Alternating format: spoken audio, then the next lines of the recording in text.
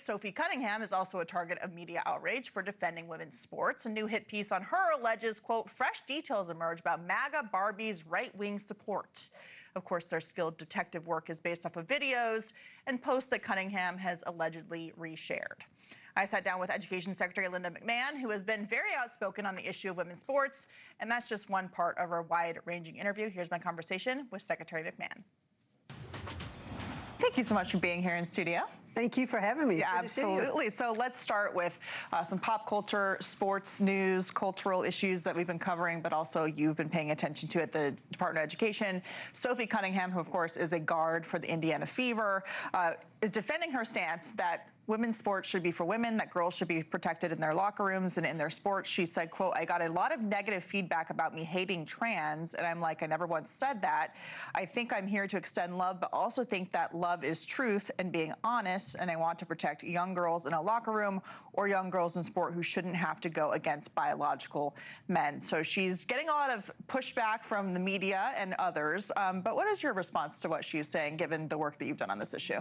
Do you know, I like the other thing that she says and how she phrases it when she said, you know, it's just about common sense.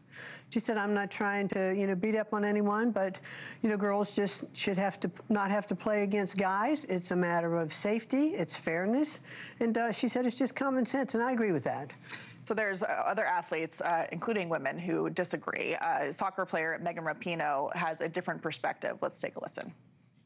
Yes, they're going after trans people in sports, and they're using this as a wedge issue because we love sports and, you know, we don't want our little girls to be unsafe in sports. And it's like, unsafe from who? They don't like women in sports because it helps us with confidence and power. And we see so many women in the C-suite played elite level sports. Yes. It's just great for you physically and all of it, but it's an attack on women in society. Is having men or boys playing against girls and women in sports good for them, as Megan claims? I think sports are fantastic.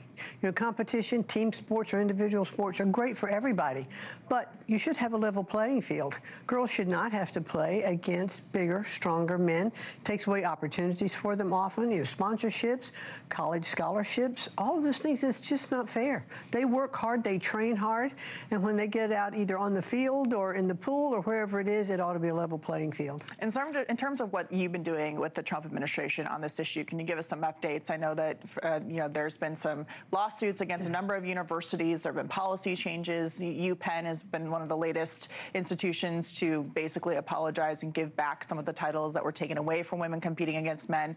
Can you give some policy updates on what's been happening at that level? Well, we just continue to investigate. Whenever we find that there is an infraction, we go in and we investigate. If there, you know, if there's federal funds involved, that we tell them they've got to change their policies or they're at risk of losing their federal funds. I mean, when we see that women, you know, what was the one woman who, you know, got smashed in the face, you know, with the spike, broke her nose, she got a concussion, and she actually said she suffered a little PTSD after that, really afraid to pay. And, you know, I've got grandchildren. I don't want to see, you know, my granddaughters exposed that way. So, no, I don't think it's a good thing. You also, of course, have a lot of experience with sport. But let's get back to the classroom. The Trump administration is launching a nationwide crackdown on schools accused of shielding sexually abusive teachers. California could lose millions of federal funding as a result of that. How did this come to light? How did you know this was going on? And what specifically are you seeing that we maybe not know about yet? Well, there were some complaints that came into our Office of Civil Rights at the Department of Education, but it was publicized that you know, there are investigations going on in the country. When we find this out, you know, speaking about California, there are 67 cases that we know of. In California, not one of these teachers lost their licenses. They have a practice we call it passing the trash.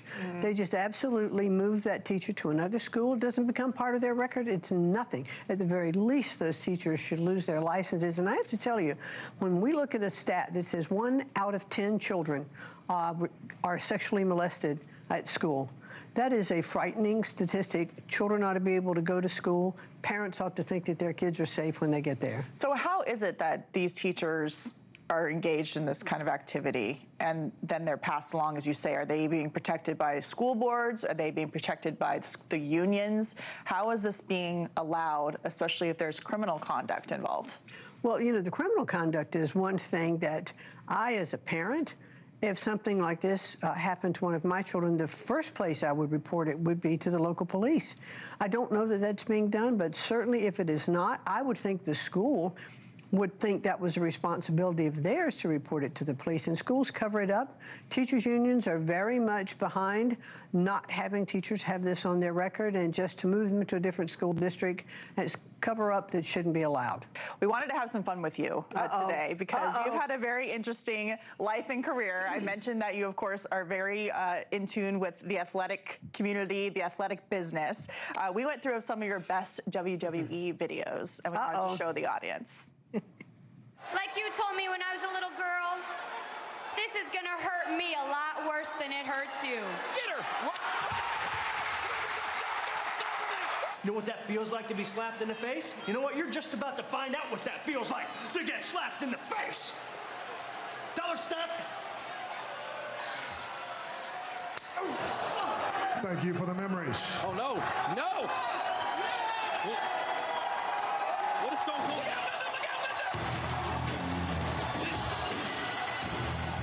So what's a tougher fight, being in that ring or being in Washington, D.C.? Well, one's physical, one's mental. Yes. Do you miss it at all, your old life? Oh, it was always fun. And as you can see in that footage, I was really in the ring with my kids. Yes, yes.